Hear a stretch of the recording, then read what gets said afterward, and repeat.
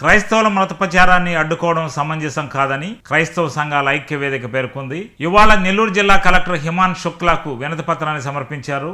కొంతమంది మతోన్మాద శక్తులు ఆంధ్రప్రదేశ్లో రెచ్చిపోతున్నారని, ఇలాంటి వారిపై చర్యలు తీసుకోవాలని, మత స్వేచ్ఛ భారతదేశంలో ఉందని, ఈ మత స్వేచ్ఛకు భంగం కలిగించిన వారిపై టెర్రరిస్టు చట్టం కింద చర్యలు తీసుకోవాలని వారు డిమాండ్ చేశారు.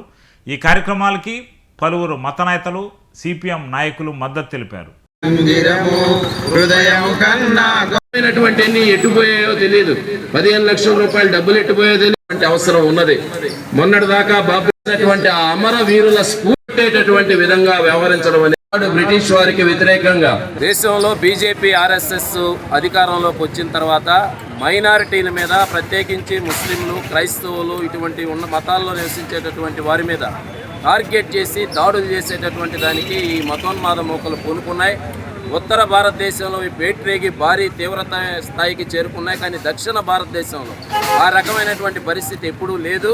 ఈ కూటమి ప్రభుత్వం ఇక్కడ అధికారంలోకి వచ్చిన తర్వాత ఈ కూటమి ప్రభుత్వం యొక్క బలాన్ని చూసుకొని మన ఆంధ్రప్రదేశ్లో కూడా కులపూరితమైనటువంటి అంటరానితనం, వివక్షాపూరితమైనటువంటి దాడులు కానీ, మతపరమైనటువంటి దాడులు కానీ, అదేవిధంగా ఈ మధ్యకాలంలో చర్చిలు తగలబెట్టడం, వాటిని కూల్చివేయడం, వ్యక్తుల మీద దాడులు చేయడం, అనంతపురం నియోజకవర్గంలో, దిండి నియోజకవర్గంలో ఆ చర్చిల్ని తగలబెట్టడం కానీ, కూల్చివేయడం కానీ, ఇటువంటి ఘటనలకు పాల్పడ్డారు. ఇది ఎప్పుడూ కూడా తెలుగు రాష్ట్రాల్లో ఈ పరిస్థితి లేదు. భారత రాజ్యాంగ లౌకిక స్ఫూర్తికి ఇది విరుద్ధం. దీన్ని కాపాడాల్సినటువంటి బాధ్యత ప్రభుత్వానిది, పాలకులది. ఈ ప్రజల్లో ఒక విశ్వాసాన్ని, అభద్రతా భావాన్ని లేకుండా చేసేటటువంటి పరిస్థితిని ప్రభుత్వం తీసుకురావాలి. ఇటువంటి చర్యలకు పాల్పడినటువంటి వాళ్ళ మీద చాలా తీవ్రమైనటువంటి చర్యలు తీసుకోవాలి. ఈరోజు రాష్ట్రంలో ఏం జరుగుతుందంటే, ఎవరైతే రౌడీజం చేస్తారో, గంజాయి మాదక ద్రవ్యాలు చలామణి చేస్తారో వాళ్ళకు మాత్రం రక్షణ కల్పిస్తూ ఉన్నారు. ఇటువంటి అరాచక శక్తులు, ఇటువంటి గంజాయి మోకలు ముస్లిము, క్రైస్తవుల మతాల మీద దాడులు చేసి విద్వేషాలని రెచ్చగొట్టేటటువంటి వారికి మాత్రం ఏ రకమైన డోకా లేకుండా సంతోషంగా చలామణి అయ్యేటటువంటి విధంగా స్వేచ్ఛను కల్పిస్తున్నారు. ఇది కరెక్ట్ కాదు. ఈ రాష్ట్ర ప్రభుత్వం తెలుగు రాష్ట్రాల్లో నెలకొన్నటువంటి లౌకిక స్ఫూర్తిని తీసుకురావాలి. ప్రత్యేకించి నెల్లూరు జిల్లాలో బారా షాహిద్ దర్గా ఉత్సవాల్లో కుల మతాలకు అతీతంగా పాల్గొంటారు.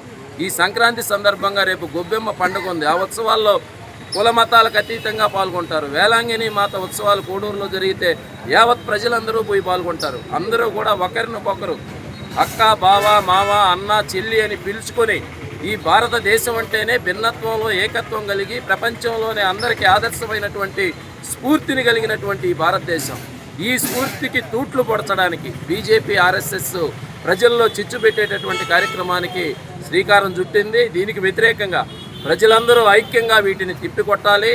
నాడు స్వాతంత్రోద్యమంలో బ్రిటిష్ వారికి వ్యతిరేకంగా ఏ విధంగా అయితే ప్రజలు ఐక్యంగా నిలబడ్డారో ఆ రకమైనటువంటి స్ఫూర్తిని తీసుకొచ్చి ఈ మతోన్మాద మోకల ఆటలకి అడ్డుకట్ట వేయాలి అని చెప్పి దీనికి వ్యతిరేకంగా సిపిఎం, వామపక్ష పార్టీలు, ఇతర లౌకికవాద పార్టీలన్నీ కూడా ఈరోజు సంఘీభావంగా ఈ నిరసన ర్యాలీలో పాల్గొన్నాయి. రాబోయేటటువంటి రోజుల్లో అటువంటి స్వేచ్ఛా వాతావరణాన్ని ప్రజలందరికీ ఒక భరోసా, రక్షణ కల్పించేటటువంటి వాతావరణం కోసం మేమందరం కలిసికట్టుగా పోరాటాలు, ఉద్యమాలు చేస్తామని చెప్పి ప్రజలందరూ ఆలోచించాలని చెప్పి మేము విజ్ఞప్తి చేస్తున్నాం. స్వాగతం, సుస్వాగతం.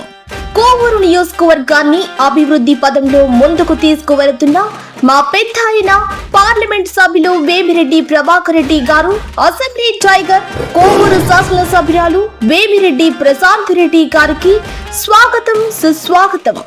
ఇందుకూరుపేట మండల తెలుగుదేశం పార్టీ అధ్యక్షుడిగా ఎంపికైన ఏకొల్లు పవన్ రెడ్డి గారికి సంక్రాంతి శుభాకాంక్షలు. ఇట్లు వెంకటకృష్ణ, మురళి, సతీష్, కడూరు చంద్ర, మధు, జనార్దన్ గౌడ్, టీడీపీ నాయకులు.